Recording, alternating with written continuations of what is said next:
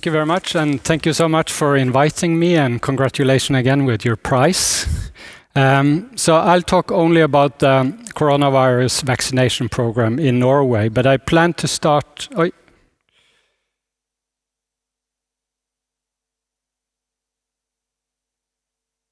So I plan to say a little bit about the background of the general national guidelines for priority setting in Norway, and then move into the corona vaccination program, and touch about this discussion about saving lives versus life years, and something that we have discussed a lot in Norway, geographical priority setting.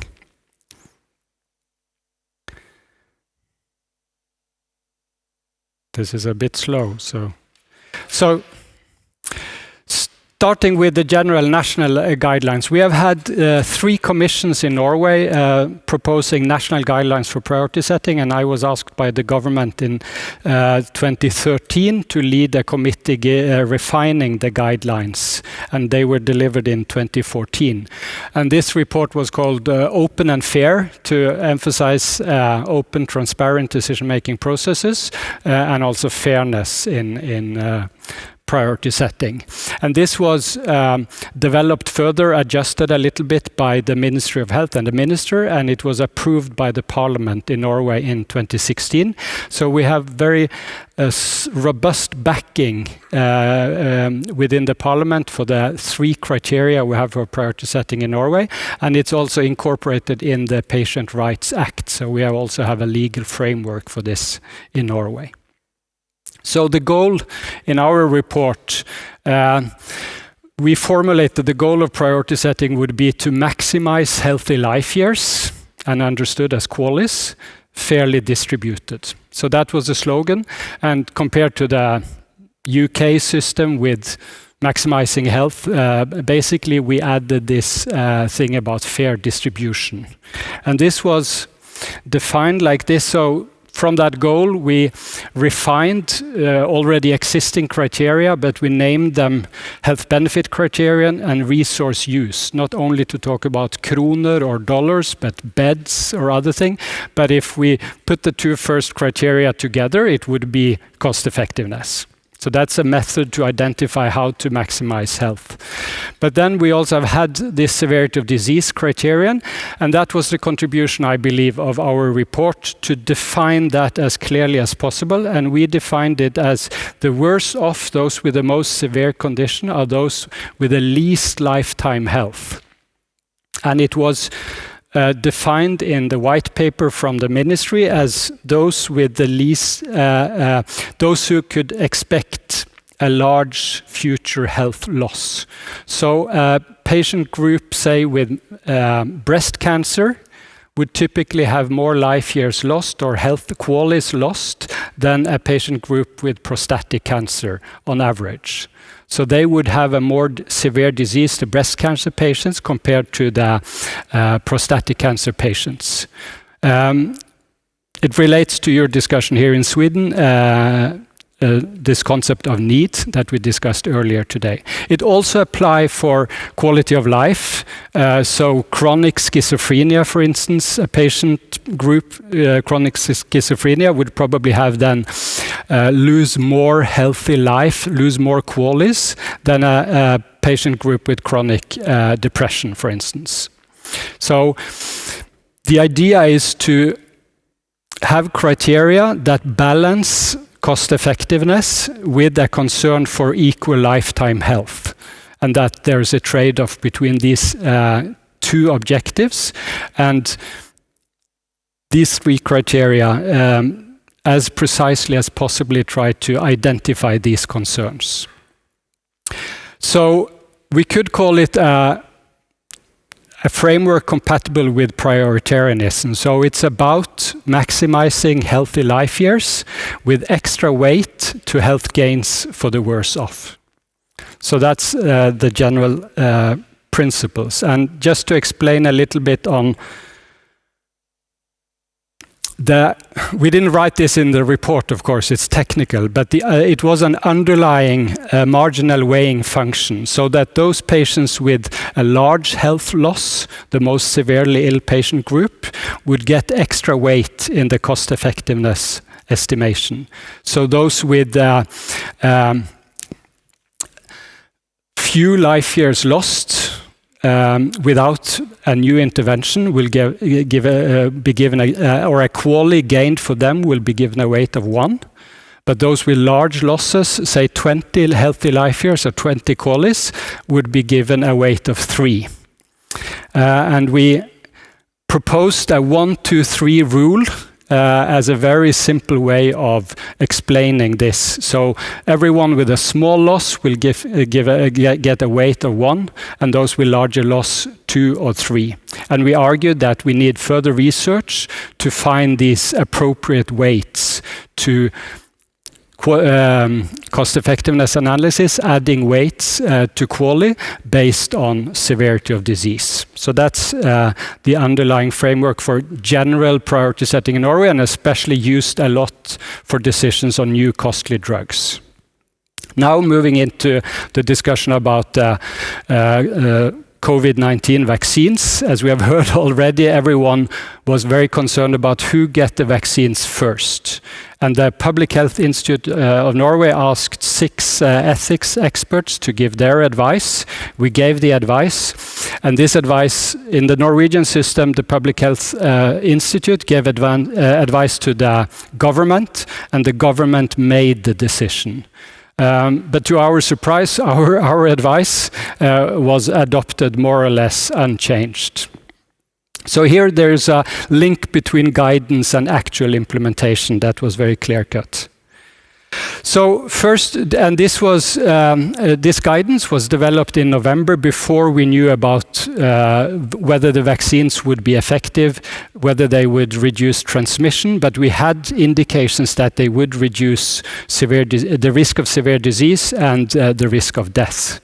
So we first argued that the program should seek to obtain 5 goals, and they are ranked. So first, reduce the risk of death, reduce the risk of severe illness, then maintain essential services and critical infrastructure, protect employment and the economy, and then finally, we hoped, reopen society. And we talked about values. We have equal respect, not in the sense of dignity, but very much in the sense of equal respect for every person affected. Like it's very eloquently discussed in Peter Singer's book, Practical Ethics. All ethical theories have this as its basic. So we discussed this in a report. We said that the second principle, to maximize well-being, not only health, but also consumption, income, quality of life. We have a discussion of equity and recommended that vaccines could be rolled out taking into consideration those with social economic disadvantage. That was not picked up by the Public Health Institute. We didn't have the data really to identify this group, they argued. And then trust and legitimacy. The Public Health Institute took these recommendations and made them more concrete for the rollout of the vaccines, starting with old age, critical health personnel, and then comorbidity, and then going down in age groups and risks. And this is clearly illustrated here. It's in Norwegian, but we could follow in the Norwegian newspapers both the rank order when they started. They started at the nursing homes, then started with health personnel, and then started with the very old. And we could follow when they started and when these targets had been achieved. And what's interesting here, of course, is that our recommendations were understood, and I think we also discussed it a lot in that group, whether we should talk about saving lives or saving life years. And I did a little bit of mathematical calculation looking, and we also had a group at the Public Health Institute who developed models to look at this.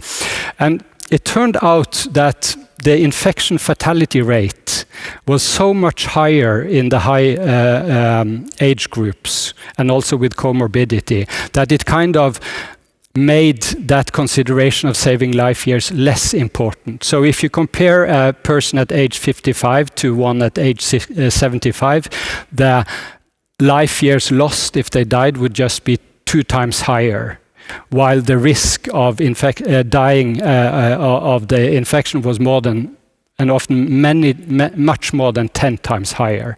So having a very nuanced ranking system where you could maybe argue that you should start with 75 to 85 and then move on to the older and then the younger, etc., would be fairly complicated as well. So roughly prioritizing by age and comorbidity would also be appropriate, we argued.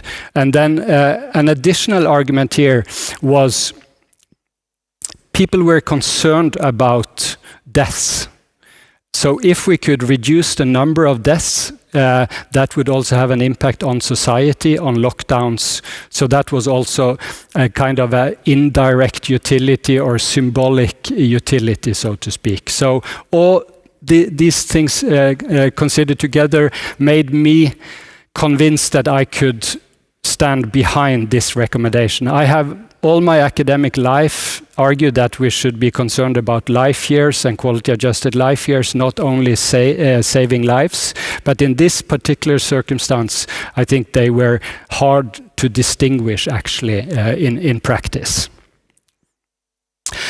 Third, in our recommendation, I apologize for the quality of this slide, but we propose a system of dynamic priority setting. So whether there would be a controlled situation or a situation where there were partial control or widespread transmission, we argued that the rank order could change. So we said that healthcare workers might be given the highest priority if it really would affect the chance to treat patients, both with COVID and without COVID.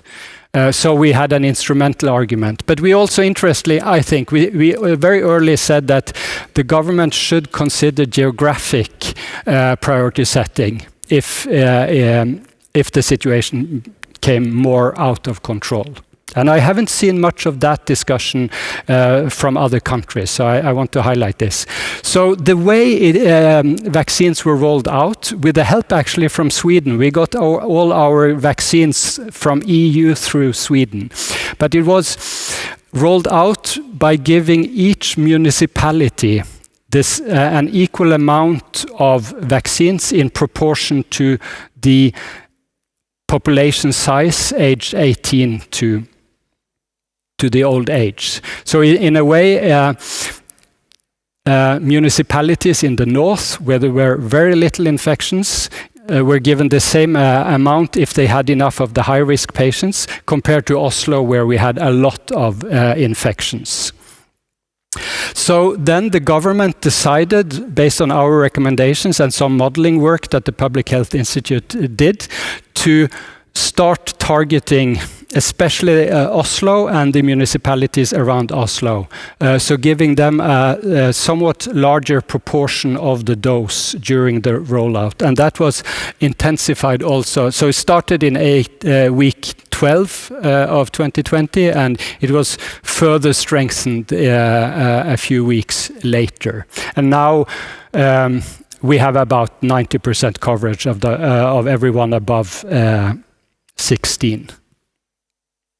This, of course, created a lot of discussion, public discussion. So politicians from the north argued totally against, of course, this biased allocation, as they called it, while people in Oslo were concerned about why they couldn't get more vaccines earlier on. And the reason why, the way we argued at least for geographical priority setting, was more or less utilitarian, or concerned about saving the most lives and reduce the risk of severe disease. So areas with high burden of the infection, of course, they would be more vulnerable to an overpowered health services.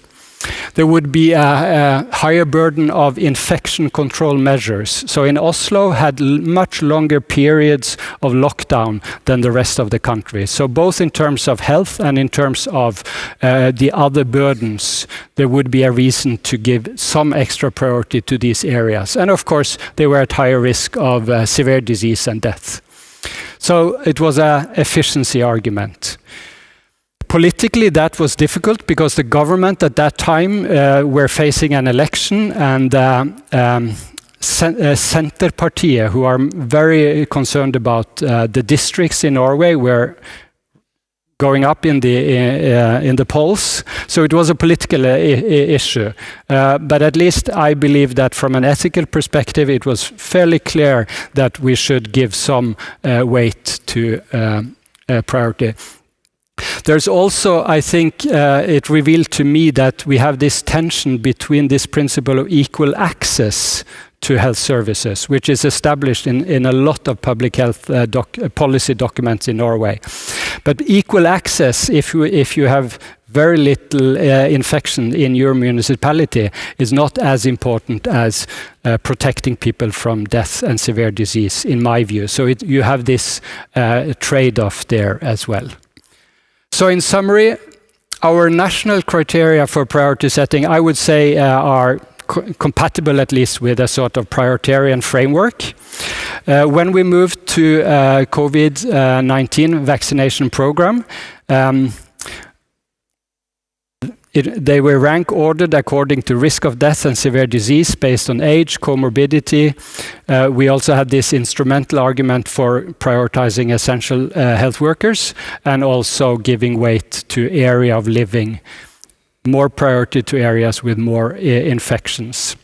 So in conclusion, we might say, in response to Torbjørn's argument earlier today, that in a time of crisis, at least Norway seemed to have moved a little bit closer to a more utilitarian. It's not perfectly utilitarian, and maybe that's good, but closer to a utilitarian framework for priority setting. Thank you.